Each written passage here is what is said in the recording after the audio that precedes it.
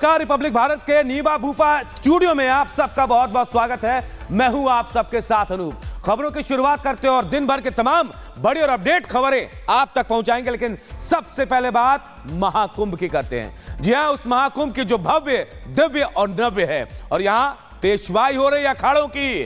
पंचायती आनंद अखाड़ा की पेशवाई हुई और भव्य तरीके से 1000 से ज्यादा, जी हां 1000 से ज्यादा साधु संत हाथ में त्रिशूल लेकर इस पेशवाई में शामिल हुए। रिपोर्ट आपको दिखाते हैं। पंचायती आनंद अखाड़े की पेशवाई आज निकाली जा रही है और ये भव्य जुलूस के साथ आज नगर प्रवेश हो जाएगा। आपको बता दें कि 1000 से ज्यादा साधु संत इसमें शामिल है। मेरे ठीक पीछे आचार्य महामंडलेश्वर है, बालकानंद गिरी जी महाराज, और इसी के साथ इसके बिल्कुल पीछे मंडलेश्वरों की गाड़ियां हैं जो अपने रथ में सवार होकर के आज नगर भ्रमण के लिए निकले हैं। सबसे पहले छावनी प्रवेश में ध्वज पताका को रखा गया है जिस पर भगवान सूर्य बने हुए हैं जो उनके ईष्ट है, और ईष्ट देव के बाद फिर आचार्य महामंडलेश्वर के बाद मंडलेश्वर है, नागा साधु है, और यहाँ पर त्रिशूल हाथ में लिए हुए, गदा हाथ में लिए हुए साधु संत है वो आगे बढ़ रहे हैं। आज नगर प्रवेश होगा और नगर प्रवेश के साथ ही एक और अखाड़ा स्थापित हो जाएगा। महाकुंभ के जो रथ है इसके साथ और भी निकल के सामने आने लगे हैं। अब एक और अखाड़ा महाकुंभ में अखाड़ों की शान बढ़ाते हुए नजर आएगा। महाराज जी, ये अद्भुत नजारा है, क्या कहेंगे? देखिए, आज तपोनिधि पंचायती श्री आनंद अखाड़े का छावनी प्रवेश है। तो आज आनंद अखाड़े के पूरे विश्व से आए हुए साधु सन्यासी, श्री महंत और नागा सन्यासी जो हिमालय में तप करते हैं, आज वो अपनी तपस्याओं के साथ, अपनी दिव्य शक्तियों के साथ और समाज को सनातन धर्म के संस्कार देते हुए मेला में छावनी प्रवेश कर रहे हैं। भगवान सूर्य हमारे इष्ट देवता हैं।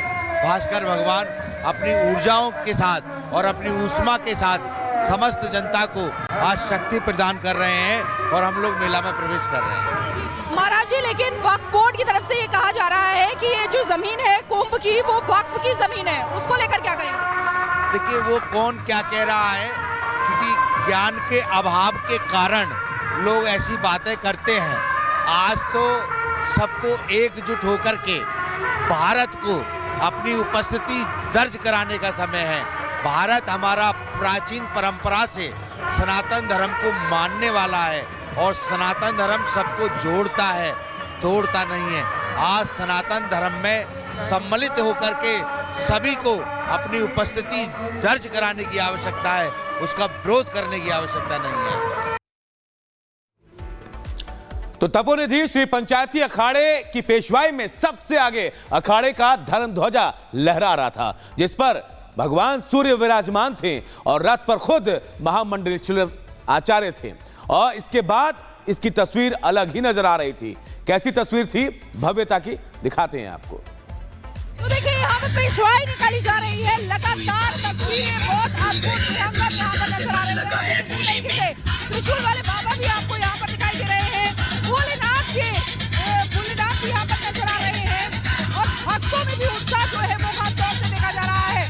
बाबा जी, कैसा लग रहा है? बहुत अच्छा लग रहा है, बहुत खूबसूरत लग रहा है, बहुत सुंदर, बहुत मेला प्रवेश है। आज आनंद अखाड़े का मेला प्रवेश है। साधु संत नागा लोग मेला में प्रवेश कर रहे हैं, पूजा करेंगे गंगा जमुना सरस्वती माता की। वेद मंत्र से पूजा चलेगी। बहुत अच्छा लग रहा है यहाँ पर प्रोग्राम करते हुए। और पता नहीं भगवान ने हमारे को ये बोलते हैं, हम बहुत ही खुश हैं जब कुंभ के मेले में हम आए हैं। बहुत सुंदर, बहुत ही अच्छा लगा। पहले 12 साल बाद आया था, फिर बाबा ने मेरे को गंगा मैया ने बुलाया है। शंकर भगवान की जय है। बहुत बढ़िया हो रहा है। इतना मजा आ रहा है प्रयागराज में। योगी जी और मोदी जी की जय जयकार। बहुत बढ़िया लग रहा है, बहुत बढ़िया लग रहा है। ये प्रयागराज बहुत बढ़िया है। मेरा एक सवाल है, जो राम मंदिर की प्राण प्रतिष्ठा में जब मुस्लिम धर्मगुरु थे वो ये कह रहे थे कि रोजगार उस समय अस्पताल बनने चाहिए और स्कूल कॉलेज बनने चाहिए, वो आप मुसलमानों की एंट्री पर इतना जोर क्यों दे रहे हैं? वो भी सब बढ़िया हो रहा है, जो भी हो रहा है सब बढ़िया हो रहा है। अच्छा, सब बढ़िया हो रहा है। बहुत अच्छा लग रहा है। ये सब भोलेनाथ की कृपा है, अच्छा लग रहा है। हर हर महादेव, बच्चे रोज कीर्ति बढ़ती रहे जगह। साथ ही मंजू दीदी जी हमारे साथ हैं, हम उनसे बात करेंगे। निरंजनी अखाड़े से वो जुड़ी हुई है और आज आनंद अखाड़े की जो पेशवाई निकाली जा रही है उसमें वो शामिल है। माँ, आज आनंद अखाड़े की पेशवाई में क्या संदेश है आपका? आज आनंद अखाड़े की पेशवाई है और सनातन धर्म आगे के लिए ये महाकुंभ लगाया जाता है। जब सूर्य मकर राशि में आते हैं तो संक्रांति का पहला स्नान है और धर्म की रक्षा के लिए, सनातन धर्म आगे के लिए महाकुंभ को लगाया जाता है। सभी साधु सन्यासी इस कुंभ में प्रवेश होते हैं। पुराने महाकुंभ जो हुए और आज वर्तमान में जो महाकुंभ का आयोजन हो रहा है उसमें कोई अंतर समझ आता है? योगी जी को मैं धन्यवाद करना चाहूँगी। ये महाकुंभ है 12 साल के बाद आता है और बहुत अच्छा उनकी व्यवस्था है। सारे साधे सन्यासियों के लिए बहुत अच्छा उन्होंने इंतजाम कर रखे हैं। बहुत अच्छा महाकुंभ है, तो इसकी बहुत भूमि है प्रयागराज। तो महाकुंभ की दुनिया, पूरी दुनिया जानती है कि महाकुंभ कैसा होता है। हर कोई जानता है कि कैसे इनकी परंपरा होती है साधु संतों की। लेकिन क्या आपको पता है कि इन साधु संतों में नागा साधु संत भी होती है और महिला नागा भी होती है। लेकिन इन महिला नागा की संसार कैसे होती है, क्या कभी सोचा है? नहीं तो आप देखिए और आपको समझाते हैं कैसे ये अपनी साधारण दुनिया को छोड़कर इस अलदहा संसार में पहुंचती है।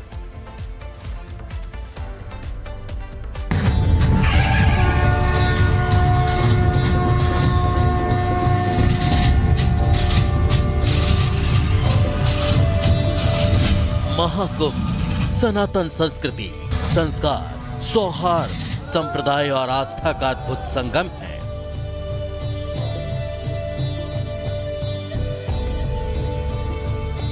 ये तो प्रारब्ध की बात है ना। ये कोई एक जन्म की बात नहीं है, ये संस्कारों की बात। न जाने हमारे कितने जन्मों के संस्कार इकट्ठे पुण्य हुए हैं, उदय हुए हैं, तब हमें ये संन्यास लेने का भी सौभाग्य प्राप्त होते हैं। जो गुरु आदेश करेंगे उसी परंपरा को यहाँ पर चलता है। तो उसी गुरु के आदेश पर ही जब तब साधना, भजन, तब अपना जो भी अध्ययन वगैरह है, ये सब चलता है।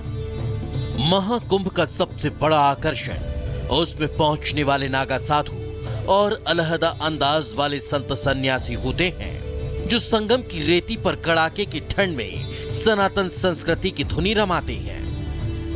उस टाइम हमें कफन दिया जाता है, 3.25 मीटर कफन, जिसमें अपना बदन ढकते हैं। लंगोटी होती है और 3.25 मीटर कपड़े में हमारा वो होता है। कितनी ठंडी हो, हम उन्हीं में रहना होता है, कफन पे ही, है ना। वो ही दिया जाता है कपड़ा। उसी में हमने अपना क्रियाकर्म पिंडदान करके उसके बाद हमें तनी पे आते हैं, उसी के अंदर रहते हैं। ठीक, ठंडी हो कैसा भी हो, भूखा रहते हैं और देते नहीं खाने के लिए भी। आप कुछ जब अपने मरने ही कर दिया तो खाते नहीं उसमें कुछ। मगर इस महाकुंभ का एक और अलहदा रंग है, एक और विशेष परंपरा और संस्कृति है कि यहाँ महिला सन्यासियों को 108 डुबकी के साथ दीक्षा दी जाती है, जिन्हें संत परंपरा से जोड़ने का काम जूना अखाड़े का ही है। आज हम जानने समझने की कोशिश करेंगे कि महिला सन्यास परंपरा का कितना प्रभाव पड़ा है। सुबह 4 बजे गंगा जी के तट पे ले जाया जाता है समाइयों को, है ना। वहाँ जाते हैं, वहाँ स्नान 108 डुबकी लगाई जाती है। सब 108 जो अपना वो कपड़ा पहरा होता है ना 3.25 मीटर, वहीं गंगा जी में छोड़ना होता है। अपने एक कंबल में अपना तन बदन ढक के वहाँ अपने सुबह अपने गुरु जी के पास सब अपना जो शाखा रखी होती है बीच में, अपने गुरु जी को आके शाखा देते हैं। उसके बाद वस्त्र पहन के अपना चाय पानी। महाकुंभ में जूना अखाड़ा ही महिला संतों को दीक्षा दे सकता है। यही वजह है कि उन्हीं के साथ किन्नर अखाड़ा और महिला संतों का जत्था महाकुंभ में प्रवेश करता है। यह है महिला संतों की टोली, जो आस्था के महाकुंभ में संगम की रेती पर सनातन की अलख जगाने, संगत करने पहुंची है, जिनका छावनी प्रवेश बेहद खास और शाही अंदाज में हुआ। मगर इनका सांसारिक दुनिया से विमुक्त होकर आध्यात्मिक संसार में प्रवेश इतना आसान नहीं होता। इन्हें कठिन तपस्या करनी पड़ती है, सफेद वस्त्र पहनने पड़ते हैं, एक बार ही भोजन करना पड़ता है, जमीन को के बिस्तर समझकर सोना पड़ता है, अपने हाथों जीते जी पिंडदान करना होता है। पिंडदान के बाद मिलती है सन्यासिन की उपाधि। जीतते जी हमारा क्रियाक्रम सब पंडित के मंत्रों द्वारा किया जाता है। हमारा घाट पे बैठ के ना, तो हमारे मुंडन किए जाते हैं। तो फिर अपना मुंडन के पूरा दिन फिर हमारे वहाँ पिंड भरे जाते हैं। उसके बाद हम फिर अपना रात को अपनी तनी के नीचे आते हैं।